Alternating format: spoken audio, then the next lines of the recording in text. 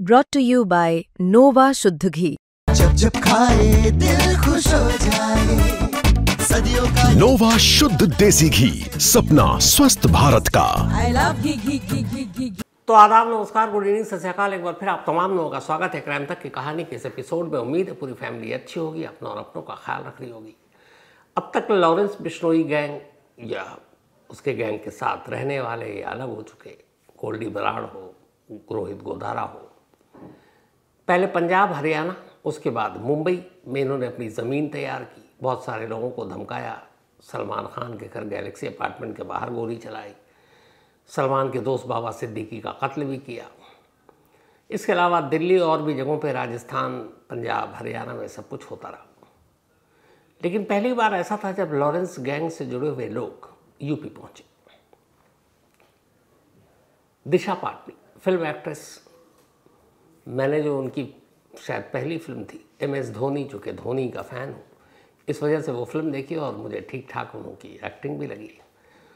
तो दिशा पाटनी एक ये भी है कि शायद टाइगर श्रॉफ की गर्लफ्रेंड के तौर पर भी उनको एक पहचान मिली। दिशा पाटनी बरेली की रहने वाली है। अगस्त के महीने में एक कथावाचक जिनका नाम अनिरुद्धाचार्य महाराज एक प्रवचन दे रहे थे। इसी प्रवचन के दौरान उनका एक भक्त उनसे एक सवाल पूछता है। सवाल ये था कुल मिलाकर कि उसके घर वाले उसके ऊपर दबाव डाल रहे हैं कि वो शादी कर ले, लेकिन हाल में कई ऐसी चीज़ें हुई हैं जिसकी वजह से वो शादी करने से डर रहा है। डिवोर्स भी हो रहे हैं, बाकी चीज़ें हो रही हैं। और ये वो दौर था जब उस वक्त, उससे जस्ट पहले, राजा रघुवंशी और सोनम की कहानी मीडिया में सुर्खियाँ बनी हुई थी। तो उस भक्त के सवाल पर कि शादी करनी चाहिए या नहीं, और वो डरा हुआ है, तो अनिरुद्धाचार्य महाराज ने कुछ बातें कह दी जो बहुत सारी महिलाओं को बुरी लगी। हालांकि उसके बाद शायद उन्होंने वीडियो जारी कर माफ़ी भी मांगी, लेकिन बात यहीं ख़त्म नहीं हुई। इसी प्रवचन के बाद दिशा पाटनी की एक बहन खुशबू पाटनी, जो आर्मी में अफसर रही हैं, बरेली में रहती हैं, उन्होंने एक वीडियो जारी किया। और ये वीडियो जारी किया 30 शायद जुलाई या अगस्त, एग्जैक्ट तारीख भूल रहा हूँ। तो ये वीडियो जारी किया उन्होंने 30 जुलाई को। और इस वीडियो में उन्होंने अनिरुद्धाचार्य कथावाचक, उनके खिलाफ तमाम बातें कहीं कि महिलाओं का ये अपमान है। जो कुछ उन्होंने कहा है महिलाओं को लेकर, बात आई गई होगी, उन्होंने अपने वीडियो सोशल मीडिया पर डाल दिया। अनिरुद्धाचार्य महाराज के खिलाफ सारी बातें भी हो गई। लेकिन उसके बाद अचानक 12 सितंबर की रात इन्हीं खुशबू पाटनी, दिशा पाटनी की बड़ी बहन, बरेली में उनका घर, और उस घर के बाहर 12 सितंबर की रात करीब 3:45-4 के दरमियान अचानक मोटरसाइकिल पर 2 लोग आते हैं और गोली चलानी शुरू कर देते हैं। ये CCTV कैमरे की उसी रात की तस्वीर है। कहते जब ये गोली चला रहे थे, उससे पहले जब ये आए तो इस घर में जो कुत्ता था वो भौंकने लगा, जिसकी वजह से खुशबू पाटनी के पिता की नींद खुल गई।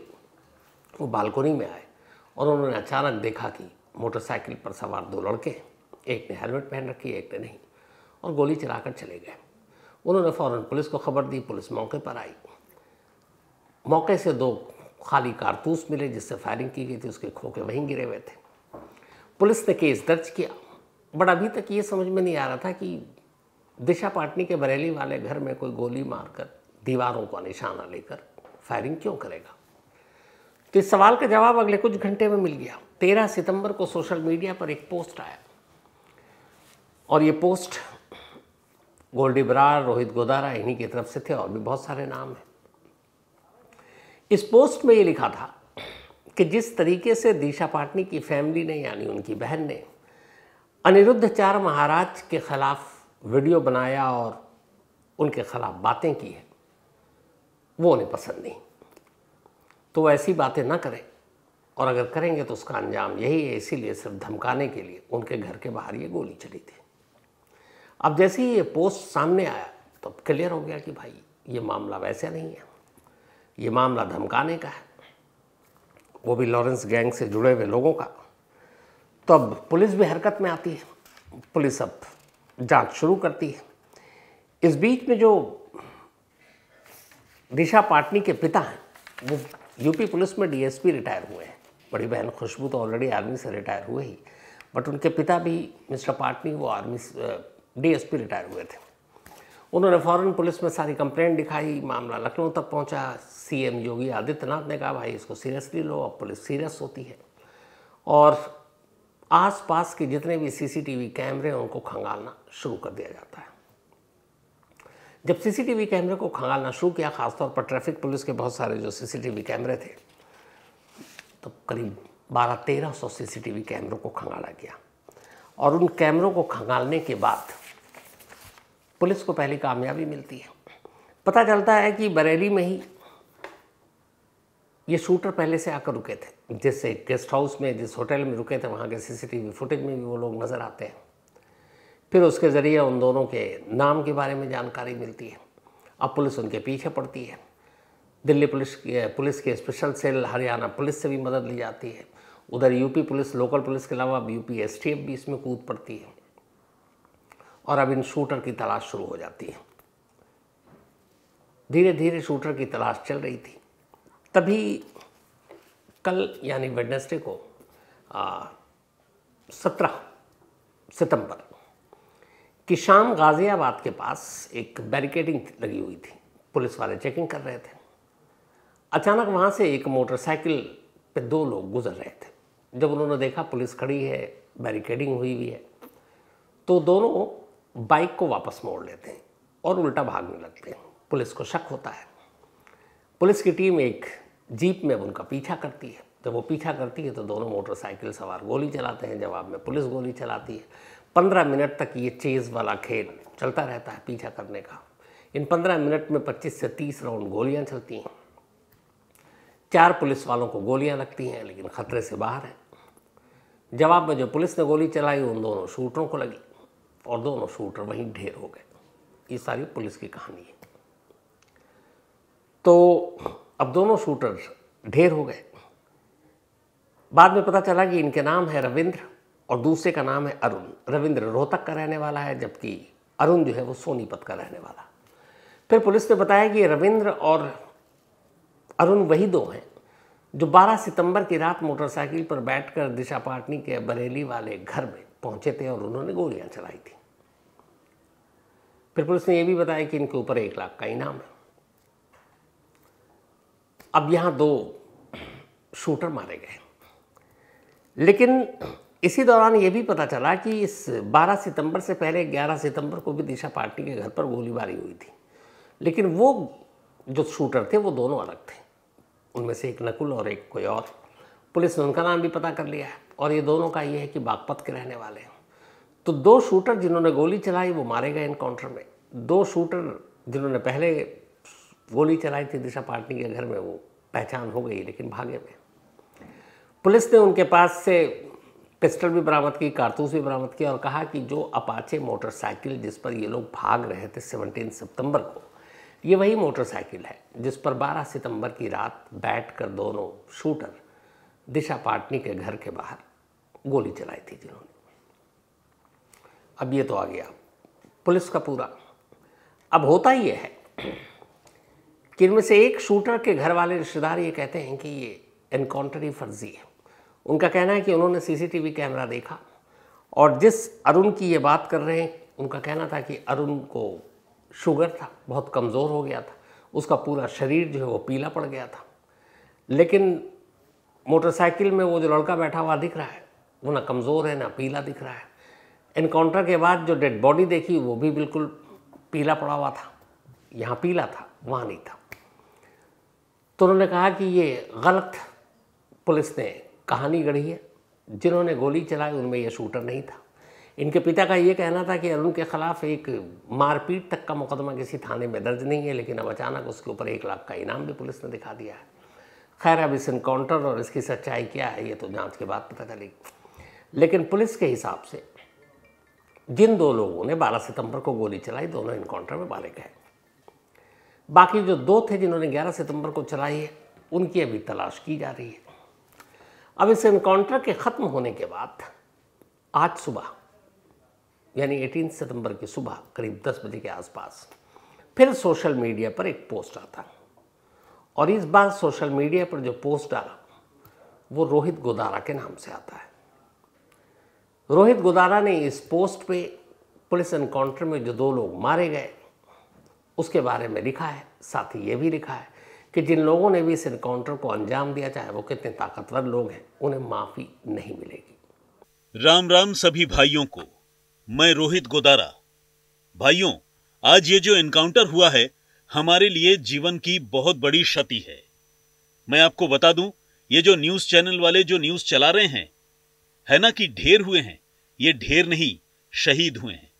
इन भाइयों ने धर्म के लिए अपना बलिदान दिया है। अरे कुछ तो शर्म करो। एक मुंह से तुम सनातन सनातन चिल्लाते हो और जो सनातन के लिए लड़ाई लड़े उसको मार दिया जाता है। ये इंसाफ नहीं है। ये जितने भी सनातन धर्म का नाम लेकर घूम रहे हैं, ये सिर्फ अपनी रोटी सेंक रहे हैं। ये एनकाउंटर नहीं, सनातन की हार हुई है। धर्म के लिए लड़ने वालों को इस हिंदुस्तान में मार दिया जाता है। अगर तुम इतने सच्चे हो तो उठाओ मुद्दा, हमारे शहीद भाइयों को दिलाओ इंसाफ। बाकी मैं पूरे देश को बता देना चाहता हूं, ये सनातन धर्म की आड़ में एक धंधा चला हुआ है। सभी देशवासी इससे सावधान रहें। और हम अगर धर्म के लिए लड़ सकते हैं तो हमारे शहीद भाइयों के लिए हम वो काम कर सकते हैं जिसकी ये कल्पना भी नहीं कर सकते हैं। और इसमें जिसका भी हाथ है, वो चाहे कितना भी पैसे वाला हो या पावर वाला हो, वक्त लग सकता है, माफी नहीं है। ठीक, तो ये हो गया। तो कुल मिलाकर कहानी यह है कि एक प्रवचन शुरू होता है, उस प्रवचन में एक कथावाचक कुछ आपत्तिजनक बोलते हैं, उसका विरोध दर्ज कराती हैं दिशा पाटनी की बहन खुशबू पाटनी। उस विरोध पर कुछ गैंगस्टर को गुस्सा आता है।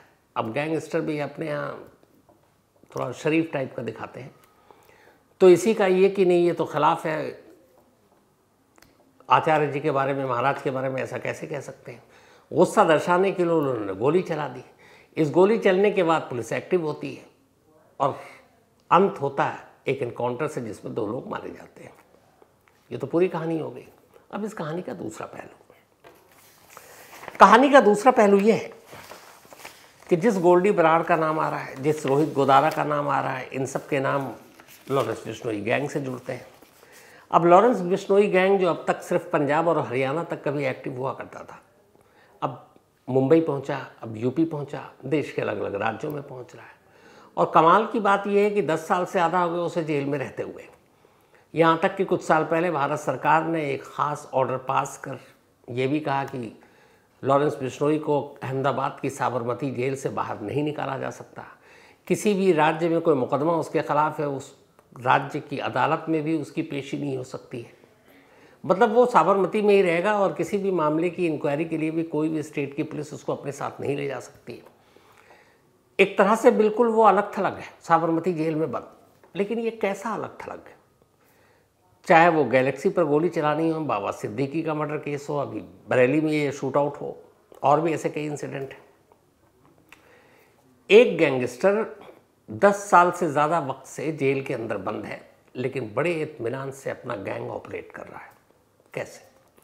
जेल के स्टाफ और बाहर की पुलिस इस गैंगस्टर और उसके बाहर के गैंग के बीच के कनेक्शन को क्यों नहीं काट पाई?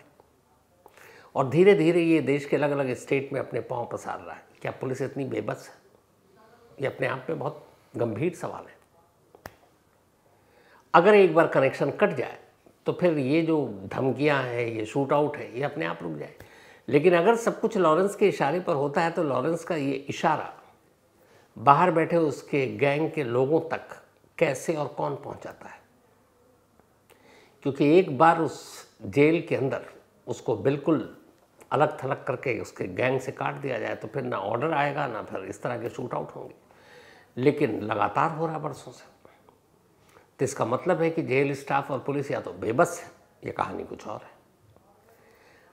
अब यूपी पुलिस के इस इनकाउंटर पे जो सवाल उठा है, पिछले 8 सालों का डेटा है। पिछले 8 सालों में यूपी में 14,000 के इर्द गिर्द इनकाउंटर हुए। इन 14,000 इनकाउंटर में से 239 क्रिमिनल मारे गए। इसके अलावा इन्हीं इनकाउंटर के दौरान अराउंड 21,000 क्रिमिनल गिरफ्तार हुए।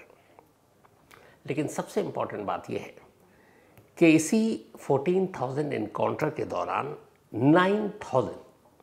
9,000 ऐसे क्रिमिनल थे जिनके सिर्फ और सिर्फ पैरों में गोली मारी गई, और पैरों में भी सिर्फ और सिर्फ एक खास जगह पर, काफ मसल यानी पिंडलियों में। तो ये डेटा जो है ये भी अपने आप में चौंकाने वाला है। तो कुल मिलाकर अब प्रवचन से शुरू हुआ शूट आउट, और शूट आउट से शुरू हुआ एनकाउंटर। एनकाउंटर में 2 लोगों की जान, बाकी 2 शूटर गायब। अब आगे ये कहानी कहाँ जाएगी पता नहीं, लेकिन यही कहानी है दिशा पाटनी के इस घर पे हुए शूट आउट की। हालांकि जब ये शूट आउट हुआ, दिशा पाटनी मुंबई में थी। उस वक्त घर में उनके फादर, उनकी मदर और उनकी सिस्टर थी, और शुक्र ये है कि किसी को नुकसान नहीं हुआ। शायद शूटर का इरादा भी नहीं था, उनको सिर्फ धमकाना था, डराना था, इसलिए उन्होंने घर के बाहर दीवार पर या खुले आसमान में गोली चलाई और निकल लिए थे। तो ये है आज की कहानी। कहानी ख़त्म करूँ उससे पहले वही अपना सिलसिला। आज अंकित सिंह गुज्जर, इनका बर्थडे है, तो हैप्पी बर्थडे अंकित। और ये आदित्य के पिताजी हैं, and thank you so much Ankit Singh Gujjar ji, आपका, आदित्य आपका, और आदित्य आपकी मम्मी का भी, एंड हैप्पी बर्थडे अंकित साहब। इसके अलावा विशाल गौर, इनका भी आज बर्थडे है, तो हैप्पी बर्थडे विशाल साहब। और ये नेहा शर्मा जी के हस्बैंड हैं, और पूरी गौर फैमिली की तरफ से हैप्पी बर्थडे विशाल भाई। अतुल यादव का भी आज जन्मदिन है, तो हैप्पी बर्थडे अतुल साहब। और ये भेजा आयाती यादव ने। इसके अलावा प्रशांत शर्मा, इनका भी आज जन्मदिन है, तो हैप्पी बर्थडे प्रशांत। साथ ही माहिर, इनका भी आज बर्थडे है, तो हैप्पी बर्थडे माहिर। और ये माया देवी एंड शांति लाल किर, इन दोनों के बेटे हैं माहिर। पूनम, इनका भी आज जन्मदिन है, तो हैप्पी बर्थडे पूनम। और ये रुब्बल चावला जी ने भेजा है। तो इसके साथ ही कहानी में आज इतनी ही। अब आपसे मुलाकात होगी कल रात 9 बजे किसी नई कहानी के साथ। तब तक अपना और अपनों का ख्याल रखिएगा। Thank you very much.